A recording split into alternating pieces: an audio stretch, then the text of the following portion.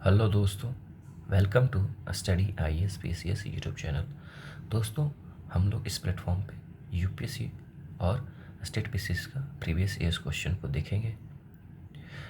अब हम लोग 2011 से 2025 के बीच में जितने भी क्वेश्चन यूपीएससी में पूछे गए हैं प्रीलिम्स में, उससे इसको एनालाइज करेंगे और हम लोग इस चीज़ को सब्जेक्ट वाइज देखेंगे दोस्तों। तो चलिए दोस्तों, आज का सेशन स्टार्ट करते हैं। और जितने भी PYQs होंगे, हम लोग PYQs के थ्रू, प्रीवियस ईयर क्वेश्चन के थ्रू ही हम लोग इम्पॉर्टेंट पॉइंट्स को भी देखेंगे जो आपके एग्ज़ाम्स के लिए इम्पॉर्टेंट होंगे। हम लोग उसी के अकॉर्डिंग मैंने सारे पॉइंट्स को बनाए हैं। ठीक है दोस्तों, चलिए दोस्तों, हम आज का सेशन स्टार्ट करते हैं और देखते हैं क्वेश्चन 1 आपसे क्या पूछ रहा है। और सब्जेक्ट वाइज हम देख रहे हैं, तो आज का हमारा सब्जेक्ट जो होगा, हम पहले पॉलिटी से शुरू करेंगे।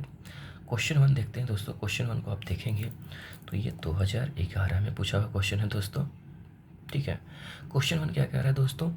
इन India, if a religious sect और community is given the status of a national minority, what special advantages it is entitled to. दोस्तों, इसमें 3 स्टेटमेंट दिए गए हैं। पहला स्टेटमेंट क्या कर रहा है? It can establish and administer exclusive educational institution.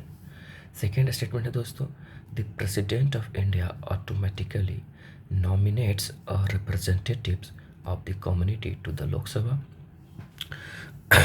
Statement third क्या कह रहा है दोस्तों, it can derive benefits from the prime minister's 15 point programme.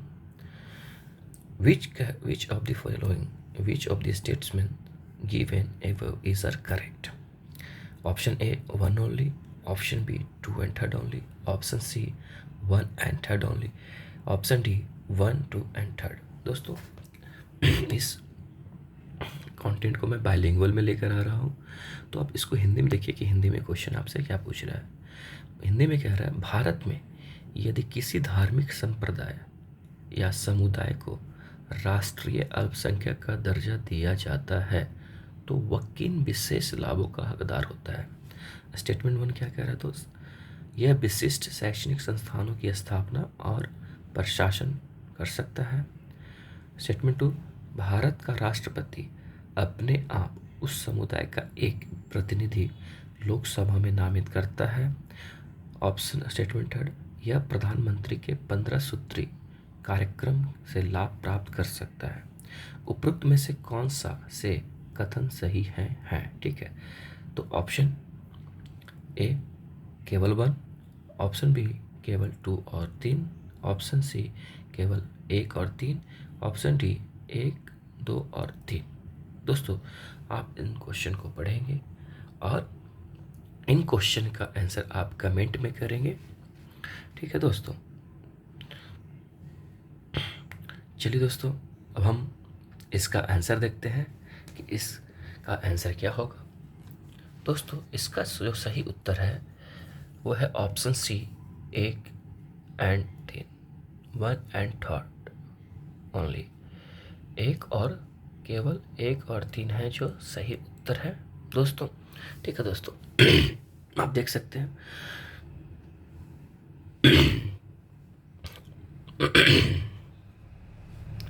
अब हम लोग एक्सप्लेनेशन समझते हैं कि 1 और 3 क्यों आंसर होंगे दोस्तों। तो अब हम स्टेटमेंट 1 को देखते हैं क्यों होगा।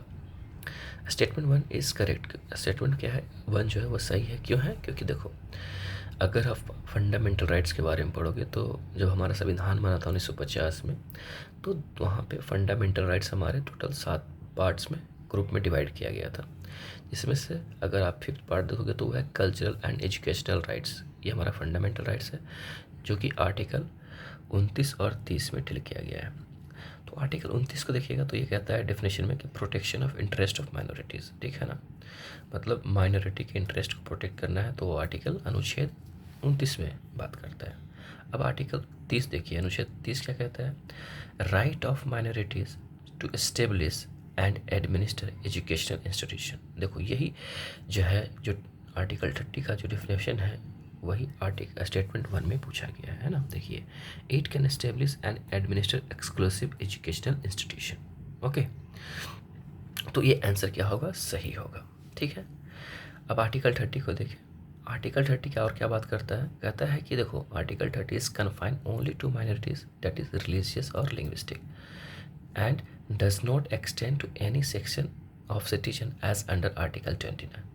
जब आर्टिकल 30 को देखेंगे, आर्टिकल 30 और आर्टिकल 29 में क्या डिफरेंस है, तो बेसिक डिफरेंस यही है कि आर्टिकल 30 में रिलीजियस और लिंग्विस्टिक माइनॉरिटी के बारे में बात किया गया है, लेकिन आर्टिकल 29 में देखिए तो एनी सेक्शन ऑफ सिटीजन के बारे में बात किया गया है दोस्तों।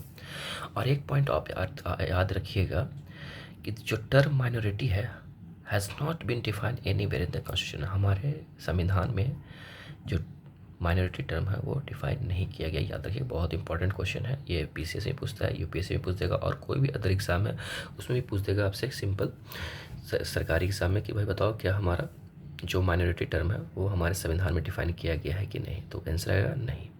अब स्टेटमेंट 2 देखते हैं दोस्तों। स्टेटमेंट 2 क्या है, इनकरेक्ट है। क्यों है, क्योंकि president of India does not nominate a representative of the community to Lok Sabha. President जो होते हैं हमारे देश के राष्ट्रपति होते हैं, वो लोकसभा में रिप्रेजेंटेटिव को नॉमिनेट नहीं करते हैं। वो क्या करते हैं, प्रेसिडेंट हमारे क्या करते हैं, राज्यसभा में 12 मेंबर्स को 12 मेंबर्स को नॉमिनेट करते हैं। और वो 12 मेंबर्स कहाँ से आते हैं, इसको याद रखिएगा, वो आते हैं चार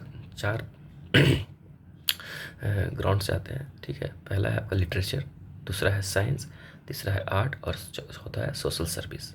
ठीक है ना, ये डायरेक्ट क्वेश्चन पूछता है कि 12 मेंबर्स कहाँ से नॉमिनेट किए जाते हैं। प्रेसिडेंट ऑफ इंडिया जो होते हैं वो 2 एंग्लो इंडियन मेंबर्स को लोकसभा में नॉमिनेट करते हैं। किस आर्टिकल के तहत, आर्टिकल अनुच्छेद 331 के तहत क्या करते हैं, नॉमिनेट करते हैं लोकसभा में। गवर्नर क्या करता है, एक एंग्लो इंडियन मेंबर्स को कहाँ नॉमिनेट करते हैं, स्टेट लेजिस्लेटिव असेंबली में। वो किस आर्टिकल के तहत, आर्टिकल 333 के तहत। ठीक है दोस्तों, लेकिन अभी अगर आप देखेंगे तो एंग्लो इंडियन मेंबर्स को रिमूव कर दिया गया है, हटा दिया गया है। किस अमेंडमेंट के थ्रू हटाया गया है, 104 अमेंडमेंट के थ्रू 2019 में हटा दिया गया है दोस्तों। ठीक है, अगर स्टेटमेंट 3 देखिएगा, स्टेटमेंट 3 क्या है, सही है दोस्तों। Statement 3 is correct. स्टेटमेंट 3 क्या कहता है कि it can derive benefits from the prime minister's 15 point programme. इसमें से डिराइव किया जाता है जो प्रधानमंत्री के 15 सूत्री कार्यक्रम है। ठीक है ना, तो दोस्तों आई होप कि आपको ये वीडियो अच्छा लग रहा है।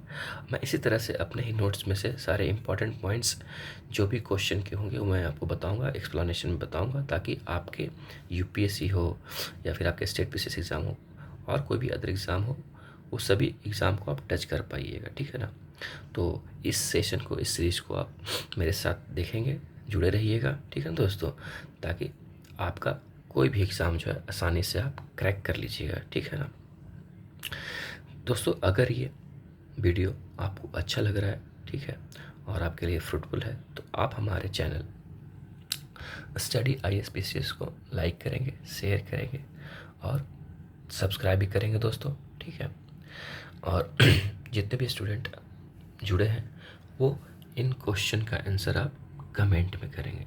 तब तक के लिए हम लोग दोस्तों अब हम अपने नेक्स्ट सेशन में मिलेंगे, नेक्स्ट नए क्वेश्चन के साथ। देखेंगे कि नेक्स्ट सेशन में नया क्वेश्चन क्या कहता है आपसे। ठीक है, तब तक के लिए दोस्तों थैंक यू, जय हिंद।